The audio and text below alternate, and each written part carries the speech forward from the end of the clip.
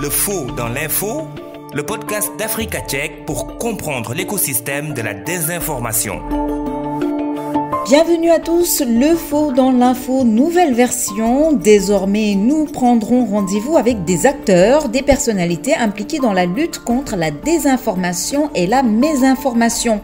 Nous vous impliquerons également, vous, auditeurs de ce podcast, puisque désormais, nous vous donnerons la parole à chaque fois dans cette émission. Le faux dans l'info, décryptage. La désinformation en politique, notre thème du mois. Et pour en parler, notre invité, Dr Sahith Gaye, enseignant-chercheur à l'Université Cheikh Anta Diop de Dakar. Monsieur Gaye, bonjour. Bonjour. Vous avez réalisé une étude sur la désinformation en Afrique subsaharienne et aussi une étude sur l'éducation aux médias. Et aujourd'hui, je l'ai dit tout à l'heure, nous allons parler de la désinformation en politique. Nous la vivons régulièrement aux élections américaines de 2016 avec la victoire de Donald Trump notamment. Alors pourquoi est-ce que la désinformation est très présente en politique ? Ce qu'il faudra dire, c'est que la politique est un champ fertile pour la désinformation, en ce sens que qui parle de politique parle de propagande. Et de la propagande à la désinformation, il n'y a qu'un pas à franchir. En parlant de politique, on fait allusion à tout ce qui est...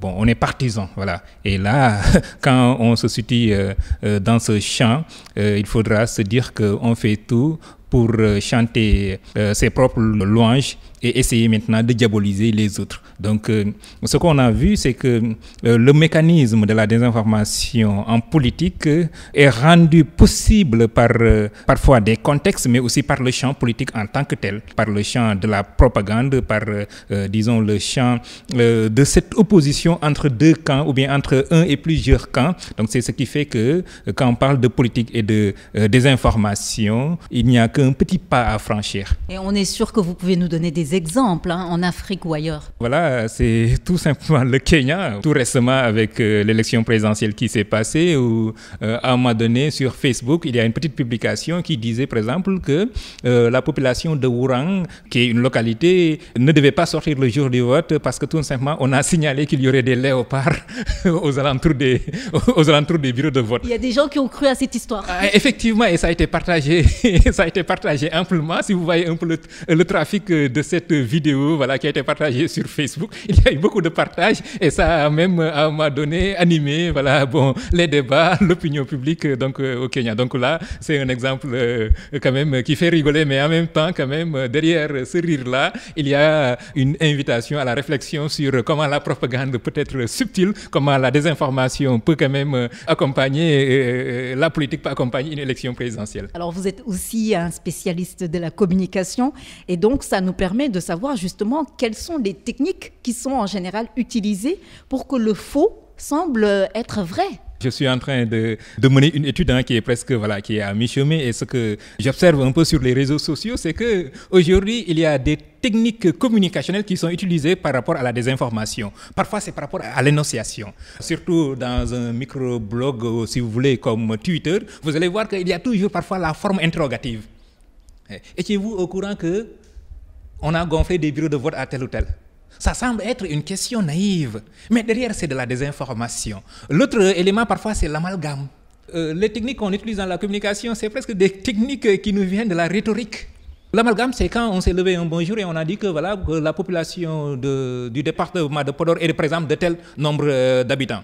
Et les gens ont fait l'amalgame entre la commune de Podor et le département de Podor. En parlant de Podor, les gens ne parlaient pas du département, mais ils parlaient de la commune même, parce que le département de Podor est le département le plus peuplé de la région de Saint-Louis. Mais ils ont dit par exemple que oui, entre-temps, il y a eu un nombre élevé de personnes qui ont l'âge de voter. On a vu que cette information a été plus ou moins partagé par quelqu'un qui est connu dans l'espace public, un enseignant qui est syndicaliste, je peux même donner son nom, c'est M. Dambo qui a parlé de ce chiffre-là en disant que c'est Wikipédia. Et Wikipédia n'est pas une source scientifique. D'ailleurs, c'est ce qui a fait même que l'agence qui s'occupe de la démographie et de la statistique au Sénégal a même sorti un communiqué. Donc là, vous voyez qu'ici, on est dans l'amalgame.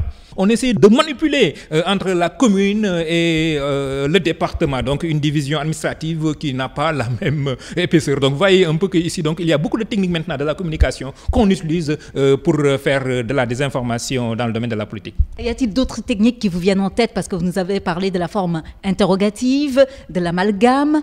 Alors, est-ce qu'il y a d'autres techniques de rhétorique ou des techniques, en tout cas, de communication qui sont utilisées par ceux qui font de la désinformation? Oui, il y en a beaucoup. Par exemple, s'il s'agit des vidéos et tout ça, il y a des techniques, par exemple, qui consistent à utiliser une vidéo qui a été diffusée il y a très longtemps et maintenant, on va publier cela sans indiquer le contexte, parce que c'est le contexte qui fait la communication. Mes paroles d'aujourd'hui peuvent ne pas être valables demain. L'autre élément aussi, c'est que nous sommes friands de stories, d'histoires, de récits. Et de plus en plus, vous allez voir qu'en ce qui concerne les vidéos, on est un peu dans une sorte de ce que Christian Salmon appelle un storytelling. Mais quand même, ici, c'est un storytelling qui est dans le domaine du faux. Ce n'est pas une manipulation de l'image en tant que telle, mais c'est le récit en tant que tel qui est manipulé, un récit qui est cohérent, mais derrière, vous allez voir qu'il y a du faux, il y a de la désinformation. Et l'autre élément aussi, c'est qu'il faudra prendre en considération un peu la force des plateformes. Quand je parle des plateformes, ce sont des plateformes numériques. Si vous observez bien la circulation de l'information, les mêmes personnes ou bien les mêmes contacts, ce sont ces contacts-là qu'on retrouve un peu sur presque toutes les plateformes, mais aussi ce sont ces mêmes, diffuseurs d'informations qui se retrouvent un peu. Donc on est un peu dans ce qu'on pourrait appeler un enfermement informationnel. C'est de l'entre-soi, c'est de l'entre-soi informationnel. Et c'est ce qui fait qu'à un moment donné, il y a une certaine bulle qui est là et on s'enferme dans ça. Une autre stratégie aussi, c'est la diabolisation de ceux qui ne croient pas à la désinformation. Quand on observe un peu sur les plateformes sénégalaises, c'est un peu, cette diabolisation, c'est la jalousie. On va dire qu'ils sont tel ou tel, ou bien ils n'ont pas l'aura de tel ou tel. Donc, il y a plusieurs stratégies communicationnelles que les gens utilisent de manière très subtile. Je n'ai même pas évoqué ce que on pourrait appeler les laboratoires de la désinformation. Par exemple, les groupes WhatsApp, il y a la proximité affective qui joue, il y a le biais cognitif, le biais de groupe qui fait que quand un ami publie quelque chose, il y a cette proximité affective qui fait que je crois à cette personne-là. Donc là, on est dans de nouvelles formes de stratégies de désinformation, ou bien même l'utilisation un peu de ce qu'on appelle aujourd'hui, entre guillemets, les influenceurs, qui sont payés pour diffuser des hashtags, qui sont payés pour diffuser de l'information. Docteur Gueye, merci beaucoup pour ces précisions. Alors, ce qu'on va faire, c'est qu'on va écouter tout de suite un Vox Pop réalisé par Asma Marlowe pour nous, sur ce thème, justement, pour voir un peu ce que des journalistes, des Sénégalais lambda pensent justement de la politique et de la désinformation. Et juste après, nous aurons vos réactions et votre analyse. La désinformation et la politique, ou dans la politique, est-ce que ça te parle? Oui, ça me parle plus dans le cas où on évoquerait les élections. Parce qu'un constat, c'est que durant les élections, on voit qu'il circule beaucoup de fausses informations. Le plus souvent, c'est des réseaux sociaux, soit des images, des déclarations ou même des vidéos. Est-ce que c'est des fausses informations aussi qui peuvent émaner des politiques? Oui, ça peut émaner des politiciens qui partagent certaines images ou qui font des déclarations sans pour autant avoir vérifié ou sans pour autant... J'en ai remarqué surtout lors de la dernière campagne législative où j'ai plus suivi un politicien. Lui, il partageait souvent des informations et démontait même des propos qu'on avait dit. Peut-être qu'il y a des personnes qui ne sont pas du tout des politiciens et qui en font. Sauf que eux, quand ils le font, c'est pour défendre un politicien. Donc, ils restent dans la défense. Ils ne savent vraiment pas ce qu'ils disent ou ils ne le maîtrisent pas. Je veux dire qu'ils sont en train de faire une petite guerre et ils disent des choses qui, quand l'autre camp va l'entendre, ils vont se dire que peut-être l'un a menti ou c'est l'autre. Ils vont tout le temps chercher à se défendre. Donc, ce sont les deux camps. Il y a des politiciens et aussi des gens qui ne font vraiment pas de la politique. Moi, je me dis que dans les politiques, tout est calculé. Au-delà de tromper, c'est parfois pour séduire, amener l'électorat ou les gens à croire à ce qu'ils disent. Donc forcément, ils vont trouver des informations qui vont un peu corroborer ce qu'ils disent. Et dans ce cas-là, ils sont obligés de faire recours aux fausses informations. Selon toi, comment est-ce qu'on peut contenir la désinformation politique et parler politique? Je crois qu'il faut d'abord commencer par éduquer les populations par rapport à ce que c'est que l'information vraie, fausse, la désinformation, jusqu'à quel point une information peut être fausse ou vraie. Et surtout, on ne peut pas tout vérifier, ça c'est sûr, mais il y a certains mécanismes qui pourraient permettre aux populations eux-mêmes de vérifier, comme le recoupement par exemple, parce que quand tu vois une information sur un site, tu peux vérifier sur un autre site si c'est la même information. Ça pourrait permettre aux populations de ne pas se restreindre à un seul média et d'avoir la mauvaise information.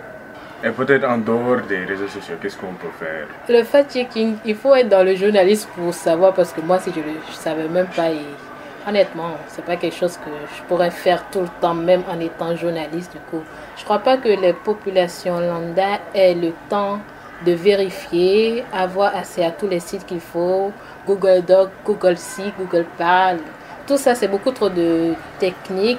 Il faut juste restreindre un peu, leur trouver la méthode qui serait la plus facile.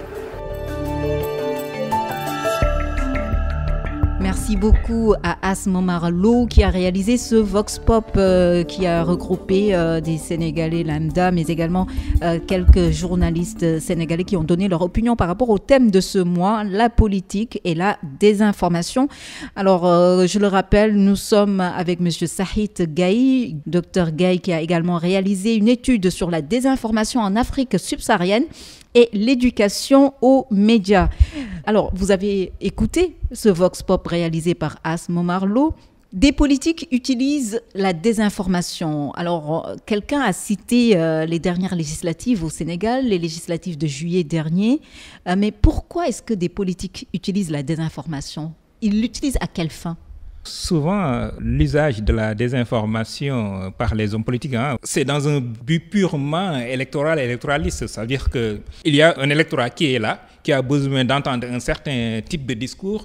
Et certains, voilà, de manière bien calculée, vont dire ce qu'ils veulent que les gens entendent. Je donne un exemple très simple.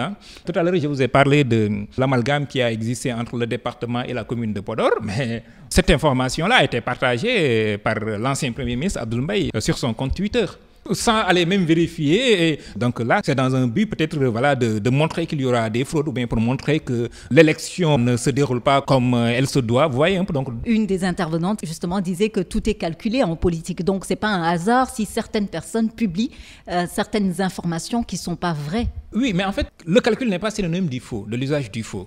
Voilà. En communication politique, on est dans les stratégies, on est certes dans la séduction, mais même la séduction peut être sans l'utilisation du faux. Ici, ce qui est malheureux, c'est que l'utilisation du faux, le plus souvent, c'est pour faire mal et ça peut même aller jusqu'à rendre difficile le choix du citoyen. Parce que le jeu démocratique, le jeu électoral, au-delà même du jeu démocratique, c'est qu'il y a une certaine transparence qui est là. Il y a de l'éthique communicationnelle. Ce que les gens oublient souvent, que ce soit les hommes politiques ou bien les autres, ils oublient que la communication, ce n'est pas de la manipulation.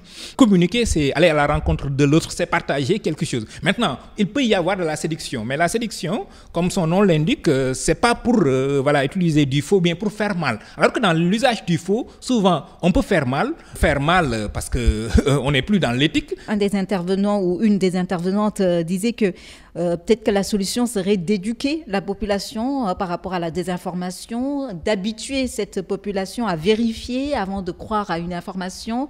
Est-ce réalisable? Est-ce possible? Je dirais que c'est de l'utopie, mais l'utopie ne veut pas dire l'impossible. Et je m'explique. Avant même de trouver des solutions, il faudra peut-être analyser l'écosystème médiatique. Et je pense qu'il y a un problème qui est là, c'est qu'il y a un problème de méfiance de plus en plus envers les médias. Et là, c'est une observation générale. Ça veut dire que les gens, ils ne croient plus aux médias traditionnels? De plus en plus, vous allez voir qu'il y a un certain discrédit des médias qui va au-delà même des médias, qui va même toucher les institutions publiques. Donc là, c'est un constat qui est là. L'autre élément, c'est qu'on ne peut pas faire de l'éducation aux médias pour tout le monde. Nous sommes dans des modèles de consommation d'informations qui ont changé. On ne peut pas aller jusqu'à, par exemple, dans les groupes WhatsApp pour faire de l'éducation aux médias. Là, je ne sais pas quelle autorité va faire ou bien quel organisme, mais ce sera très difficile. Maintenant, il faudra régler ce problème d'écosystème médiatique.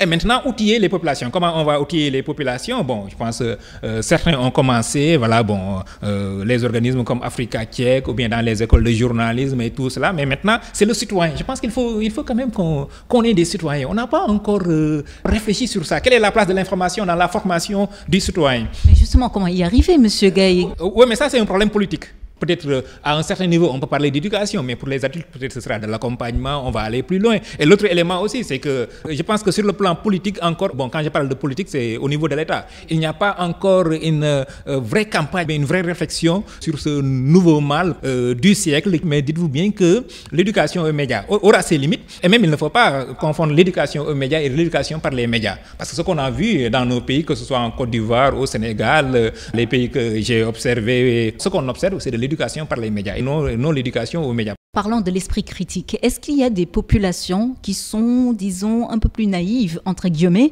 que d'autres populations, un peu moins averties que d'autres populations? En fait, là aussi, il y a peut-être quelques amalgames parfois à éviter. Souvent, on pense que ce sont les analphabètes qui sont les plus manipulés. Alors qu'on se rend compte que parfois, vous allez voir que même dans des groupes de WhatsApp, des gens très avertis, il y a de la désinformation. Parce que là, c'est le contexte qui va déterminer la naïveté d'une personne, ou bien qui va déterminer l'attention d'une personne, ou bien qui va déterminer l'esprit critique d'une personne. Tout dépend maintenant du contexte. Tout dépend aussi du sujet qui est traité. Tout dépend aussi du diffuseur de l'information. Tout dépend aussi de notre habitude informationnelle, de consommation de l'information. Donc, il y a tous ces éléments-là qui participent parfois à la naïveté ou non d'un individu, d'un consommateur par rapport à ça. L'autre problème, c'est que quand on fait des entretiens, on pense souvent que c'est l'autre qui est naïf. On ne se rend pas compte. Et là, sur le plan psychologique, sur le plan de la communication, là, on est vulnérable. Dans les entretiens faits avec certains, quand je leur demande, il vous est arrivé de partager une information qui est fausse, ou bien voilà, après vous vous rendez compte que cette information est fausse, je me dis oui.